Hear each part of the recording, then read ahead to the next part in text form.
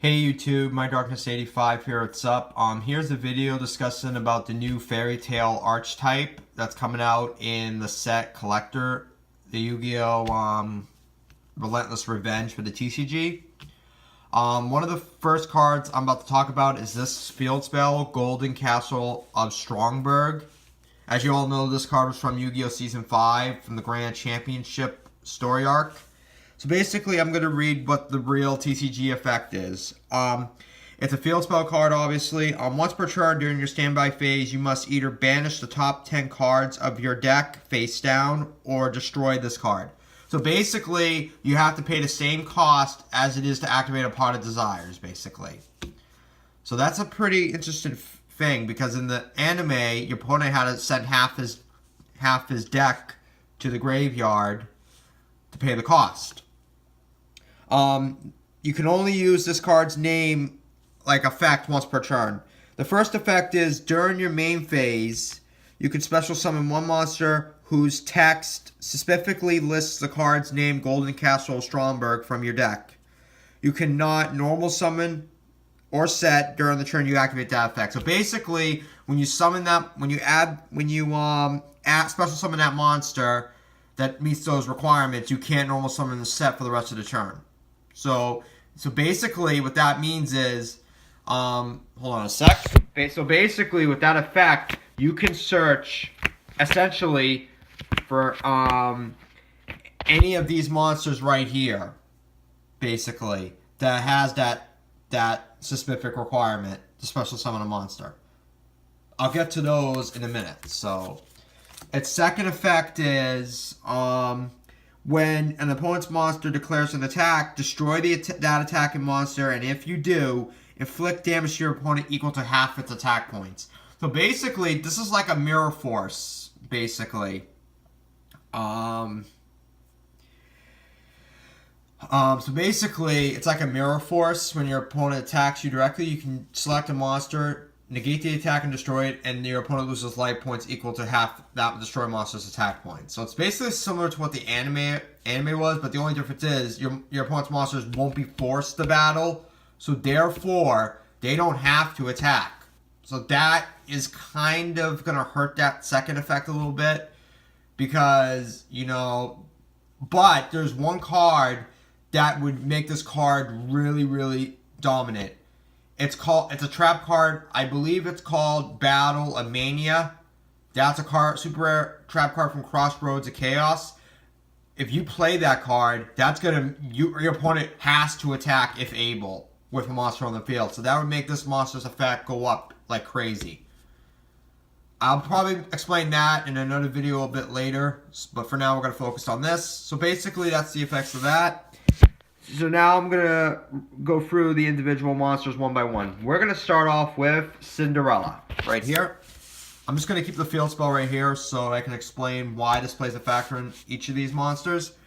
So basically, here's the effect. You can only use this card's name, like the first effect, once per turn. If this card is normaled or special summoned, you can special summon one pumpkin carriage from your deck. So basically, from your hand or deck, basically. So basically, it's right here. I'm actually going to talk about these. I'm going to talk about these two together along with this, because these both play a factor. So basically, oh, hold on, wait a minute. I'm actually going to add one more card into the fray. Glass Slippers. All right, so now I'm going to explain all four of these together. So basically, I'm going to explain her a little bit more to continue. In addition, if Golden Castle of Stromberg is in the field zone, you can equip one Glass Slippers from your deck to this card, to Cinderella, basically. Its second effect is, when this card inflicts battle damage to your opponent by a direct attack, you can target one Glass Slippers equipped to this card and one face-up monster on the field, like your opponent controls one, equip it to that monster, equip this card to that monster to use its secondary effect, which is basically, it lowers your opponent, the monster it's equipped to, attack by 1,000 points, if it's not a fairy-type monster. And basically, when this is destroyed, this gets, basically, hold on a sec.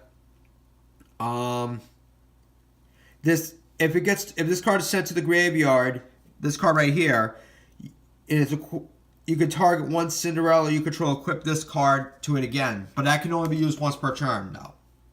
So basically, that's pretty good. So basically, when this attacks directly, you can equip this card to the opponent's monster and basically lower that monster's attack by 1,000. And when that monster gets destroyed, and when this goes to the graveyard, you can basically re-equip this to this card. Now I'm going to explain about something good about Pumpkin Carriage. As long as this card's on the field, two key things happen. The first one is, as long as this is on the field, this card right here can attack your opponent's life points directly. Its secondary effect is, this card right here can't be destroyed or targeted by anything your opponent tries to throw at it. So basically, they can't Twin Twister it, Cosmic Cyclone it, Wind Rose, the Elemental Lord it. They can't Harpy's Feather Duster the card. So basically, they can't destroy this at all. Or target it, like return it to their hands, or bounce it to their hands, or banish it. But the only way it could be stopped if you have Imperial Order already out on the field, or if you have a card that negates effects of spell cards that doesn't designate an individual card as a target, like it involves the whole field as a whole. For example, like Jinzo and Spell Canceller. Like Spell Canceller, the machine monster has 1800 attack that spell cards can't be activated, and all face-up spell card effects are negated. It doesn't specifically target, I don't think, so we might see a spike increase in price of Spell Cancelers or any other cards that negates the effects of spell cards while they're face up on the field that doesn't specifically target. So that's why this makes this combo so good. Because basically with these 4 cards, this could wreak havoc on your opponent if you play it right. Unless they have an out to it. Like, all they need to do to wreck this combo is either by getting rid of this or getting rid of this. Well, first they would obviously try to get rid of this, obviously. But with this card, secondary effect takes effect. Hold on a sec. Yeah, so basically if they try to attack this, you can destroy their monster and they lose life points equal to half its attack. So basically, that's a good thing. But the only downside to that is, it won't work on a monster if it can't be targeted by card effects that attacks. So like if that happens, you're out of luck, obviously. But if that's not the case, your combo is basically untouched. The only other way they could get rid of this, they would have to either Raigeki or Darkhold the field or destroy all the monsters on the field.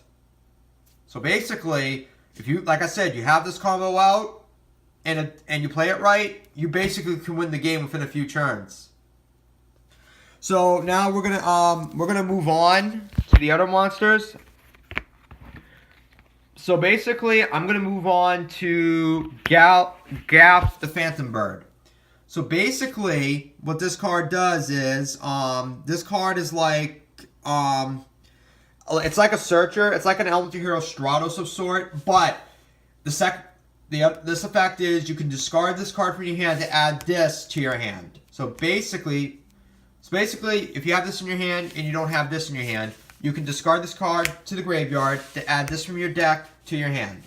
It's that simple. Its other effect is when it's normal or special summoned. This only works like once per turn though, unfortunately. So that's the sad part of it. Hold on a sec. So basically, if this card is normal or special summoned, you can target one card in your opponent's spell and trap card zone and destroy it. You can only use the second effect with this card's name once per turn, though. So basically, it can only be used once. So if you special summon it again on the same turn, you can't destroy a spell or trap with it. So basically, it's like an MST when it's normal special summoned. But its other effect is just as good, because you can just discard it from your hand, add this from your deck to your hand, and you're already on your way. It's that simple. So now I'm going to move on to the next 2 cards I'm going to explain. I'm going to explain these 2 right here together, since they all fall in a similar name with one another. The first one I'm going to explain is Iron Hans. I'll read the effect. You can only use this card's name, the first effect, once per turn. If this card is summoned, like normal or special summoned, you can special summon 1 Iron Knight from your deck to the field. If Golden Castle or Stromberg is not in a field zone when this effect resolves, you cannot special summon monsters from your extra deck for the rest of the turn. So basically, if you don't have this out on the field and you use this guy's first effect, you can't summon from the extra deck. But if this is on the field when you use its effect, then yeah, you can. Its second effect is if there's a Golden Castle Stromberg is in the field zone, this card gains 1,000 attack for each Iron Knight you control. So, in essence, if you have 2 Afrides on the field, and this is on the field, this card can go right up to 4,200, just like that. It's not even funny. Now I'm going to explain what the Iron Knight does. Give me a sec. Here's Iron Knight's effect. You can only use this card's name, the second effect, once per turn. If you control an Iron Hans, this card loses 1,000 attack points. So basically, it's just like in the anime. This is on the field. This card loses 1,000 attack. But this card gains 1,000 for each one of these outs. So therefore, it's a decent trade-off because you can make this monster a 4,200 attack point monster just like that. Its secondary effect is if this card is sent from the field to the graveyard by a card effect, or if it is destroyed by battle, you can add 1 Iron Hans from your deck to your hand. If Golden Castle Stromberg is in the field zone, you can add 1 warrior type monster instead. So basically, you can add either this to your hand, or if this is on the field, you can add any other warrior type monster from your deck to your hand, even this. So basically, it's like a searcher of sorts. Like, it depends if this is out or not. So basically, it's a really good combo. You know, like I said, a lot of these cards' effects would work to their fullest potential as long as this card's out. So this card's the key to all of these Fairytale monsters, basically, is what I'm trying to explain in this video. So basically, like I said, you summon him. This is on the field. You know, you get to search for an Iron Knight monster from your deck to your hand, but if this is not on the field when you use the first effect, you can't special summon from the extra deck, unfortunately. But, you know, it's still a pretty good trade-off. So now I'm going to explain the final monster to this, Hextrude. Hold on a sec. I just gotta get this for a sec. Hold on, the card's text. Here we go. Hextrude in this one, in real life. In the anime, it was a fire attribute monster, but in the real life version that's going to be released, it's going to be a dark attribute. Its level is going to be the same, level 8. Its attacks 2,600, 2,100 defense. Here's the effect. While Golden Castle Stromberg is in the field zone, this card can be normal summoned, but not set without tributed. So basically, like I said, if you have this card on the field, you can normal summon this without a tribute cost whatsoever. So basically, this is like a Beast King Barbaros and a Cyber Dragon summon without requirement. The only requirement you need to do this is have this on the field. So basically, you get a free level 8 monster without giving up anything. It's unbelievable. But the downside is it's a normal summon. It's not a special summon. Because if it was a special summon, you can get 3 of these out. It's insane. It would have been way broken. Okay, I'm gonna read its other effect. Once per turn, if Golden Castle Stromberg is in the field zone, you can target 1 card on the field, destroyed, and if you do, this card can make up to 2 attacks on monsters during each battle phase this turn. And its third and final effect is, when this card destroys an opponent's monster by battle, you can target 1 face-up monster you control. That monster gains 400 attack points.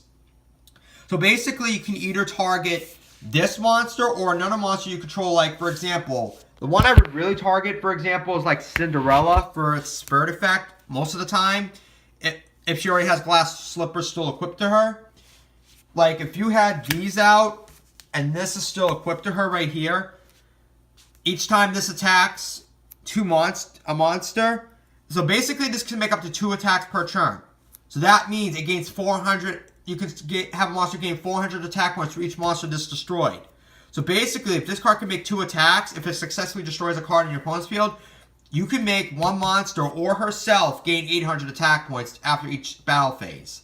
So basically, with Cinderella's attack already at 1,300 with this equipped to her, you can make her go up to almost 2,100, or within 2 turns, this could go up to like 2,900 in an instant. And this can attack, and with this on the field, this card can attack directly, so it's crazy. And this card, or you can just give the attack bonus if these are not on the field to this monster. And you can make this monster go up to the 4,000s within a couple turns. So, my opinion, that's a pretty good combo. Like I said, the normal summon in without tributing, if this card's out on the field, that effect is awesome. That's really good. That's the only setback to it. So, yeah. That's a pretty good thing. And it also can be pendulum summoned. Yes, if you ran a pendulum summon version of this deck, This would be really, it'd be really sick. It would not even be funny. It would be so crazy. Now, the final monster card I'm going to talk about is Iron Cage. Now, I'm going to read what this does. It's a continuous spell card. Here's the effect. You can only activate a card with this card's name once per turn. You can only activate one of their effects, basically. No, wait a minute. You can only activate one copy of this once per turn. Here's the effect. When this card resolves, send one monster you control to the graveyard. If Golden Castle Stromberg is in the field zone, you can send one monster your opponent controls to the graveyard instead. So basically, if you have this on the field, you can select one monster on your opponent's field and send it to the graveyard. So basically, it's not destroying, it sends. So it doesn't specifically destroy. So if your opponent has a monster on the field that says it can't be destroyed by card effects or by a spell effect, it can't because it sends, doesn't destroy. Because there's a definition in the difference. It's like the Black Ship of Corn, number 50, that XYZ monster that sends a monster to the graveyard and you can't attack with it that turn. So basically, it's similar.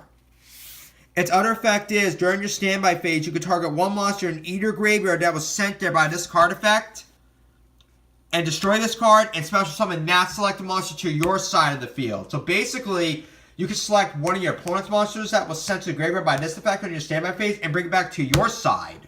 So that's actually pretty good. But the downside is there's only a couple drawbacks.